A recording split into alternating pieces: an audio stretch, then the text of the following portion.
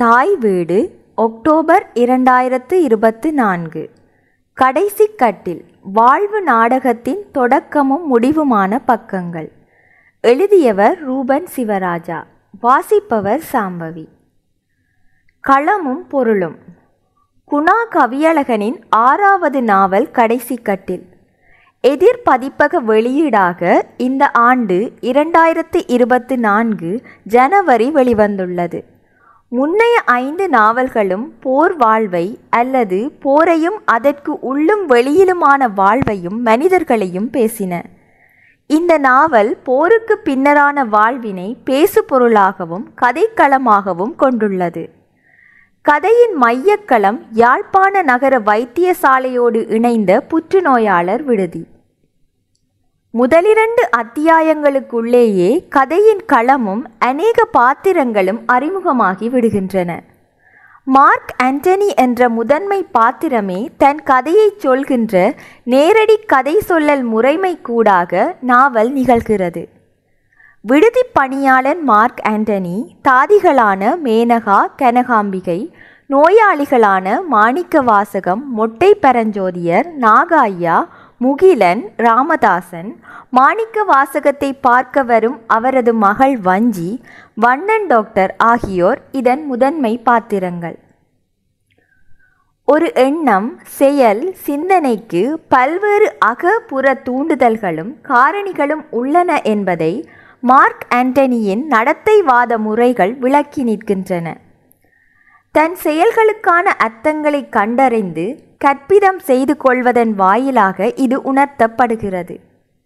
தன்னை தானே கண்டடையும் முயற்சியாக தனக்குள்ளும் மற்றவர்களிடமும் தர்க்க மற்றும் தத்துவ கேள்விகளை கேட்டு விவாதிக்கின்ற பாத்திரமாகவும் அப்பாத்திரம் உருவாக்கப்பட்டுள்ளது.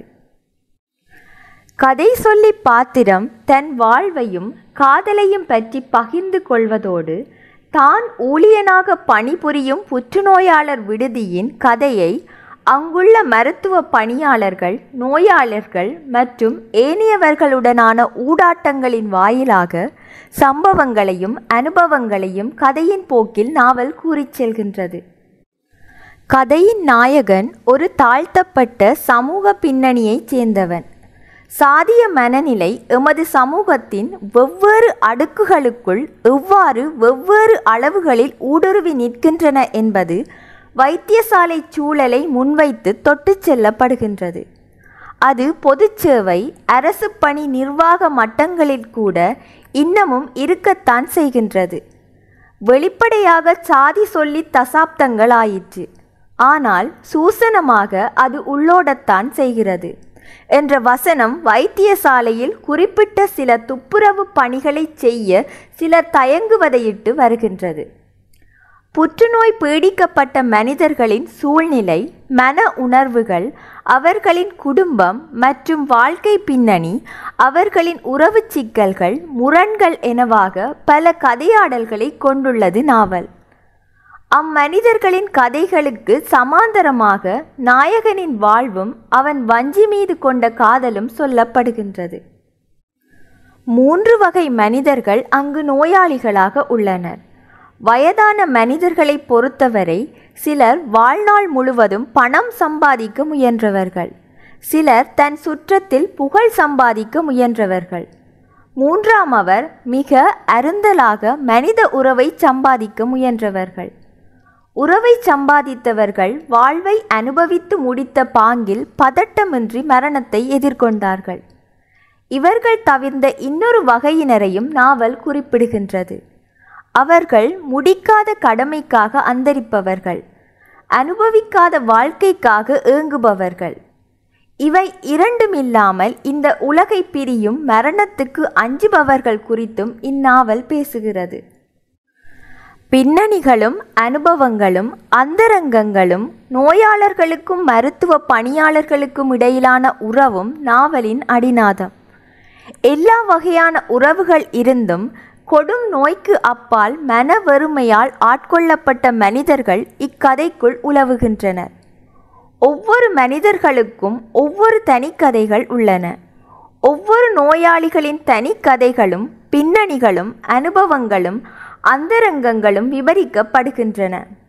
நக்கல், நையாண்டி, குதூகல பகுதிகள், மகிழ்ச்சி, அழுகை, வாழ்வின் இன்பமும் துன்பமும் ஏக்கமுமான சம்பவங்களை பகிர்தல் என பல்வேறு உரையாடல்களும் உணர்வு பிரவாகங்களுமாக நோயாளர் விடுதி ஆகிவிடுகிறது. மரண பயத்தினை உச்சமாக உண்டு பண்ணும் நோய்களில் ஒன்று புற்றுநோய். நோயாளிக்கு மட்டுமல்ல, குடும்பம், நெருங்கிய உறவினர், நண்பர்கள் என சுற்றி இருப்பவர்களையும் பீதிக்கும் துயருக்கும் உள்ளாக்குகின்ற நோய் இது. நோயாளிகளை அனுதாபத்தோடும் கரிசனையோடும் நோக்குபவர்களே அதிகம். அறியாமை சார்ந்த அணுகுமுறைகள் நோயாளிகளை நோயின் உத்தரிப்புகளுக்கும் மேலான சங்கடங்களுக்குள்ளும் தள்ளக்கூடியது, உளவனை சிதறடிக்கவும் கூடியது. புற்றுநோயாளர்களில் பலர் தாம் நோய்வாய்ப்பட்டுள்ளதை உறவினர்கள், நண்பர்கள் உட்பட்ட எவருடனும் பகிர்ந்து கொள்ள தயங்குவதுண்டு. அத்தருணங்களில் நோயாளி தம்மை பிறர் வந்து பார்ப்பதாலும் நலன் விசாரிப்பதாலும் ஆறுதல் கூறுவதாலும் சலிப்பும் எரிச்சலும் அடைகிறான். இச்சமயத்தில் இவை நோய் சுமையை இரட்டிப்பாக்கிவிடும். இதனாலேயே பலர் புரிதல் கொண்ட நட்பு வட்டத்துடன் மட்டும் தமது நோய் குறித்து பகிர்வதுண்டு. தன்னிலை கதை சொல்லல் முறையிலேயே நாவல் நகர்கிறது. இக்கதையின் நாயகன் மார்க் ஆண்டனி. இந்நாவலின் கதை சொல்லியும் அவனே. இந்நாவல் தன்னிலை கதை சொல்லல் முறையிலேயே ஃபர்ஸ்ட் பர்சன் நரேட்டிவ் முற்றிலும் இயங்குகிறது. கதை நாயகனுக்கும் ஏனைய கதை மாந்தர்களுக்கும் இடையிலான உரையாடல்களிலும் மன ஓட்டங்களிலும் தத்துவ விசாரங்கள் நிகழ்ந்து கொண்டே இருக்கின்றன. கனவு, எண்ணங்கள், சிந்தனை, வாழ்வு, செயல், மனம் பற்றிய தத்துவ விசாரங்கள் அதிகம் இடம்பெறுகின்றன. இத்தகைய தத்துவ விசாரங்கள் கவியழகனின் எல்லா நாவல்களிலும் தவறாமல் இடம்பெறும் அச்சம்தான். அவரது நாவல்களின் தனித்த அடையாளங்களில் ஒன்றாக இதனை சொல்ல முடியும். இந்நாவல் மனித மனத்தின் உளசார் உணர்வுகளை நுட்பமாக வெளிப்படுத்தி நிற்கிறது. மனதை இயக்கும் அன்பு, காதல், பாதுகாப்புணர்வு என்பனவற்றையும் மனித மனங்களுக்கூடாக எடுத்துரைக்கிறது. பயம், ஆசை, உடல், உயிர் உட்பட்ட அகப்புற சக்திகள் குறித்த ஒரு தேடலை பிரதிபலிக்கும் தத்துவார்த்த பிரஸ்தாபிப்புகளும் கேள்விகளும் உளசார் நடத்தைவாத முறைகளுக்கூடாக வெளிப்படுத்தப்படுகிறது. புற்றுநோய் என்பது பல்வேறு வகைப்பட்டது. உடலில் எப்பகுதியில் எந்த வகையினதாக அது உருவாகுகின்றது, நோயை கண்டடையும் காலம், மருத்துவ வசதிகள் என்ற பல அம்சங்களிலேயே அதற்கான சிகிச்சையின் பெறுபேறுகளும் குணமடைதல் வாய்ப்புகளும் பெரிதும் தங்கியுள்ளன. அடிப்படையில் தீர்க்க முடியாத பாரதூரமான நோய் என்பது புற்றுநோய் தொடர்பாக பரவலாக நிலை பெற்றுவிட்ட உளவியல். இலங்கை போன்ற அதுவும் தமிழர் தாயக நிலைமைகளை பொறுத்தவரை மருத்துவ வசதிகளின் போதாமை சூழல் இவ்வகையான நோய்களுக்கான உரிய சிகிச்சைகள் சார்ந்து நம்பிக்கை தருவனவாக இல்லை. அங்குள்ள நிலைமைகளில் புற்றுநோய்க்கான வைத்தியம் என்பது பெரும்பாலும் மரணத்தை கொஞ்சம் ஒத்திவைப்பாகும். சாவை ஒத்தி போடுவதை தவிரவும் முக்கியமானது மரணத்திலிருந்து மீண்டு விடலாம் என்று மனிதரை நம்ப வைப்பது. மேலும் வருகின்ற மரணத்தை அவர் கண்களிலிருந்து முடிந்தளவு மறைத்து வைப்பது. ஒரு மனிதனுக்கு மரண காலத்தில் அது வேண்டியிருக்கின்றது. அந்த நம்பிக்கையை கொடுக்கும் தொண்டுக்காகத்தான் இந்த விடுதி இயங்கிக் கொண்டிருக்கின்றது என்று எனக்கு தோன்றுவதுண்டு என்கிறான் மார்க் ஆண்டனி. நோயையும் சாவையும் எதிர்கொள்ளலின் மனநிலையையும் நோயின் பல கட்டங்களையும் அதற்கான மருத்துவத்தினையும் சாவையும் எதிர்கொள்ளலில் நோயாளிகளின் மனநிலையையும் கூறும் இந்நாவல் அச்சங்களையும் மனநிலைகளில் எழும் அவஸ்தைகளையும் எதிர்பார்ப்புகளையும் நுணுக்கமாக பேசுகின்றது.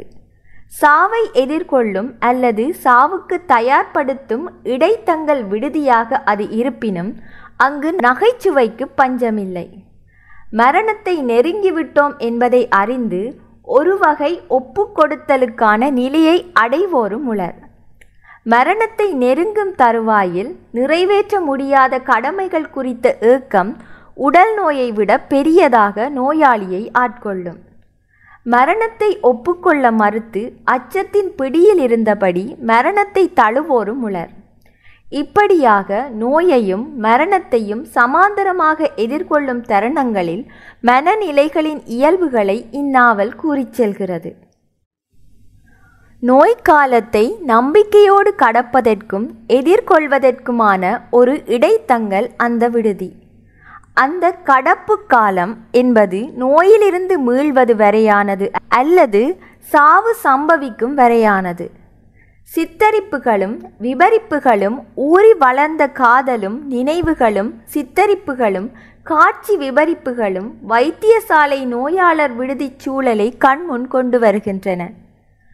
மனிதர்கள் பற்றிய விபரிப்புகள் அவர்களின் தோற்றத்திலிருந்து குணவியல்புகள் செயல்கள் நெருக்கமாக கதையில் உணர வைக்கப்படுகின்றன.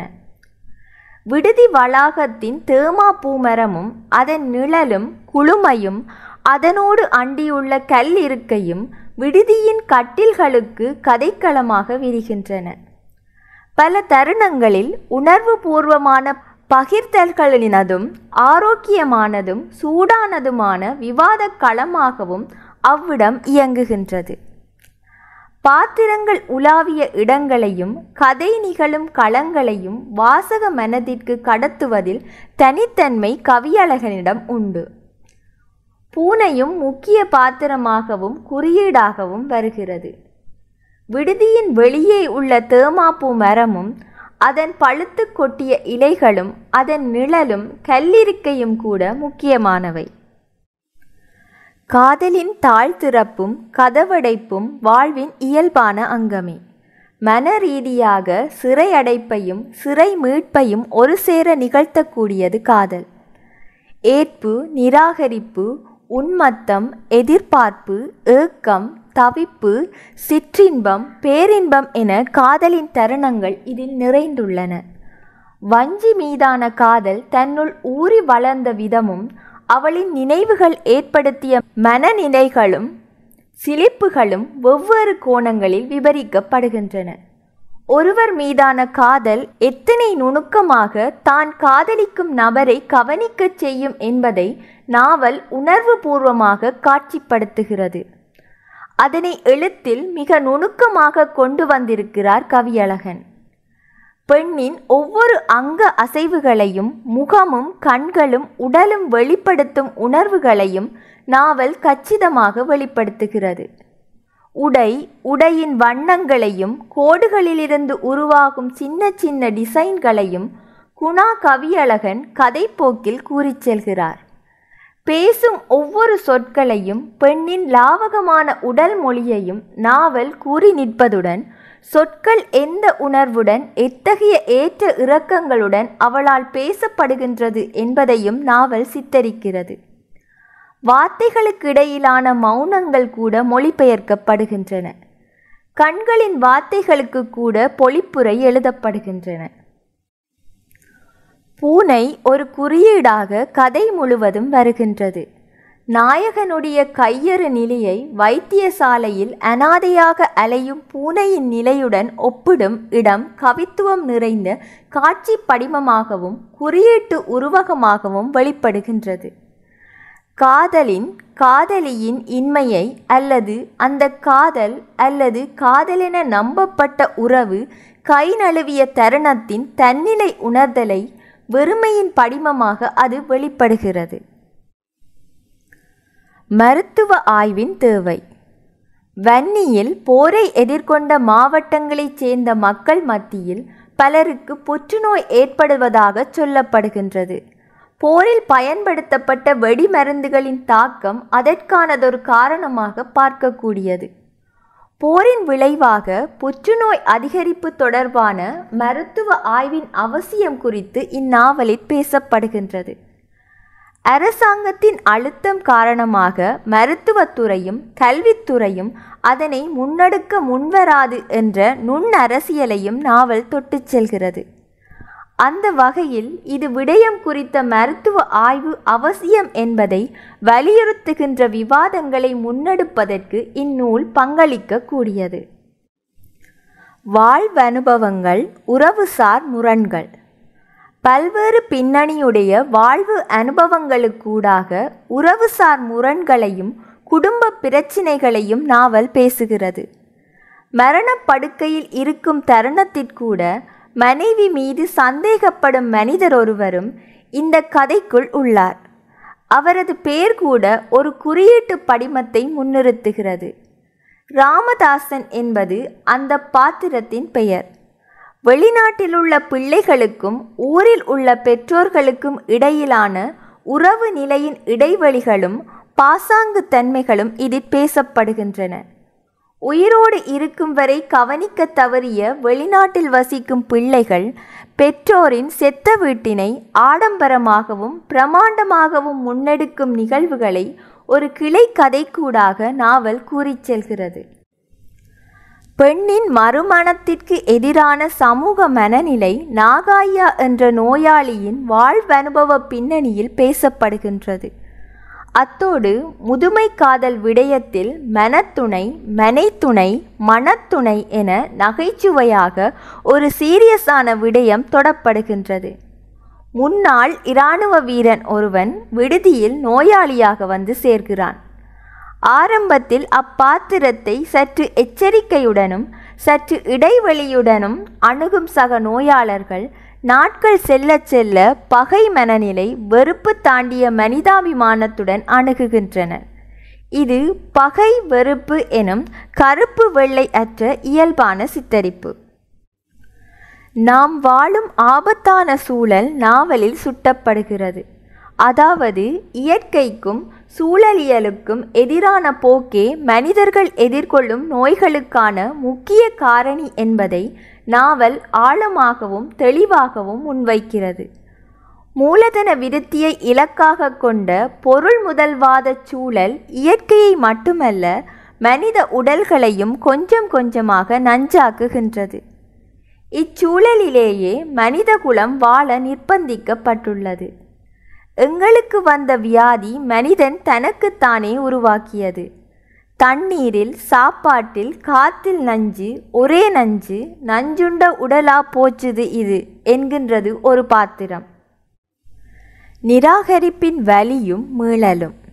வஞ்சியுடனான காதல் நிராகரிக்கப்பட்டதற்கான காரணம் நேரடியாக சொல்லப்படவில்லை.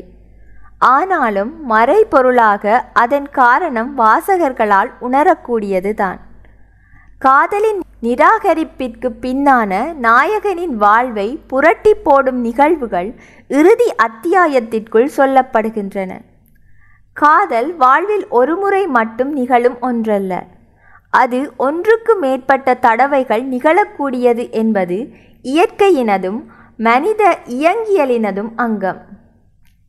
மேனகாவுடன் காதல் வயப்படல் அத்தகைய இயல்பின் அங்கமே.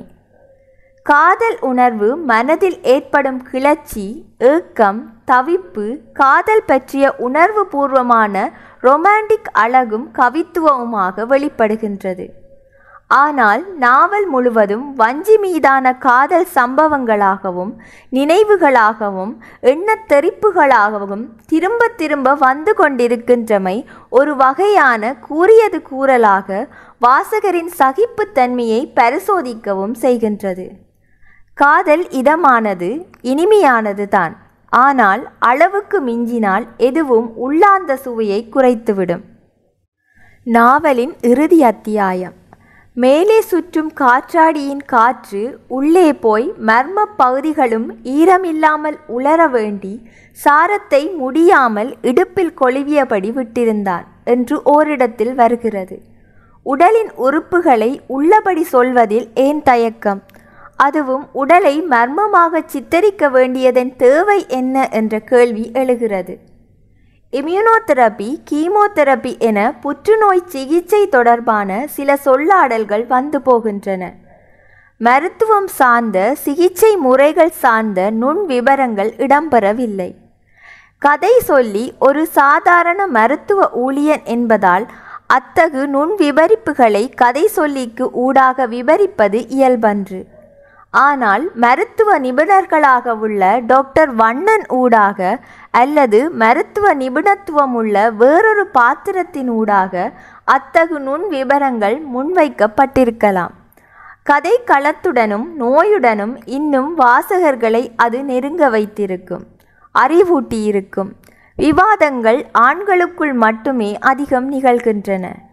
தாமதமாகவே மேனகா மிஸ் விவாதங்களுக்குள் இணைந்து கொள்கின்றாள். கதையின் முடிவு தமிழ் திரைப்பட பாணி கிளைமேக்ஸ் போன்ற உணர்வையே தருகின்றது. கதை நாயகன் கட்டட கட்டுமான ஒப்பந்த தொழிலில் பெரும் வளர்ச்சி அடைவதும், கிராமத்து மக்கள் அனைவரும் 168 குடும்பங்கள் அவர்களது மொத்த குடியிருப்பு நிலமான 130 பரப்பினையும் வணிக பெருநிறுவனத்திற்கு விற்க சம்மதிப்பதென்பது நம்பகத்தன்மை அற்றதாக தோன்றுகின்றது. புதிய இடத்தில் கூடுதல் நிலப்பரப்பும் தரமான புதிய வீடுகளும் கிடைக்கும் என்பதை நம்பி தமது பூர்வீக அல்லது நெடுங்காலமாக வசித்த இடங்களை விட்டு வெளியேறுவதற்கு பெரும்பான்மையினர் உடன்படும் வாய்ப்பு குறைவு. குறித்த வீதத்தினரேனும் எதிர்ப்பர், மறுப்பர், குறைந்தபட்சம் நம்பிக்கையீனங்களை கொண்டிருப்பர். சேரியில் இருந்து சொந்த வீடு காணியோடு குட்டி பட்டினம் என்பதாக சிறந்த திட்டமாக முன்வைக்கப்படுகின்றது. கவர்ச்சிகரமான தோற்றத்தை கொடுக்கக்கூடிய திட்டம். தாழ்த்தப்பட்ட மக்களின் வாழ்வு முன்னேற ஒரு முன்னோக்குமிக்க திட்டம் அது. ஆனால் 168 குடும்பங்களும் சேரியில் உள்ள குடிசைகள் எனினும் தமக்கே ஆன உரித்துடைய இடங்களை விட்டு வெளியேற சம்மதிப்பாரா என்ற கேள்வி இயல்பாக எழுகின்றது. அதேபோல் கதை நாயகன் சுயேட்சையாக உள்ளூராட்சி சபை தேர்தலில் போட்டியிட்டு வெல்வதும், ஆட்சி அமைக்க பெரும்பான்மையை எட்ட முடியாத கட்சிகள் இவரின் ஆதரவோடு ஆட்சி அமைப்பதும், அதற்கான பேரம் பேசலின் அங்கமாக இவர் நகர மேயர் ஆகுதல் என்பதும் சாத்தியமற்ற விடயங்கள். அவற்றை சாத்தியப்படுத்துவதற்குரிய அடிப்படைகளும் புறச்சூழல்களும் கதைப்போக்கில் கதைச்சூழல் சம்பவங்களுக்கூடாக வளர்த்து செல்லப்படவில்லை. கடைசி அத்தியாயத்தில் சில பக்கங்களுக்குள் அவசரமாக இவை ஒன்றன்பின் ஒன்றாக சொல்லி முடிக்கப்படுகின்றன. பிரதிபலிப்பு. ஆங்காங்கே சில மனரீதியான நினைவு தெரிப்புகள், சம்பவ மீட்டல்களோடு ஒரு நேர்கோட்டில் இதன் கதை நகர்கின்றது. ஒட்டுமொத்தமாக இந்நாவல் மரணத்தை எதிர்கொள்ளும் கடைசி கட்டில் அனுபவங்கள், காதல், காதலின் பிரிவு துயர், வாழ்வு மீதான நம்பிக்கை என கூறலாம். சமூக மனிதனான கதை நாயகனின் மக்கள் நலன் சார்ந்த செயல் முன்னெடுப்புகளையும் நாவல் பேசுகின்றது. மருத்துவ பணியாளர்கள், நோயாளர்கள் இடையிலான உறவு முறைகளையும் மனித நேயத்தினையும் சக மனிதர்கள் மீதான கருணையினையும் நாவல் வெளிப்படுத்துகின்றது. எந்த நோய்களாயினும் காலதாமதமின்றி மருத்துவ பரிசோதனைகளை செய்வது அவசியம். அறிகுறிகளின் ஆரம்ப கட்டத்திலேயே பரிசோதனைகளை முன்னெடுப்பது பயனுள்ளது என்ற விழிப்புணர்வும் அவசியமானது. அந்த வகையில் இந்நூல் புற்றுநோய் பற்றிய விழிப்புணர்வுக்கு உந்தக்கூடியது. கட்டுரையின் ஆரம்பத்தில் கூறியது போல வாழ்வு நாடகத்தின் 2 கட்டங்களை சமாந்தரமாக இந்நாவல் பேசுகின்றது. இளமை காதலையும் புதிய நம்பிக்கைகளையுமான வாழ்வினையும் பேசும் இந்நாவல் கொடிய நோயின் பிடியில் வாழும் மாந்தர்களின் வாழ்வின் இறுதி பக்கங்களையும் காட்டி நிற்கின்றது. ஒரு வகையில் வாழ்வின் தொடக்கமும் முடிவுமான பக்கங்கள் என இதனை சொல்லலாம்.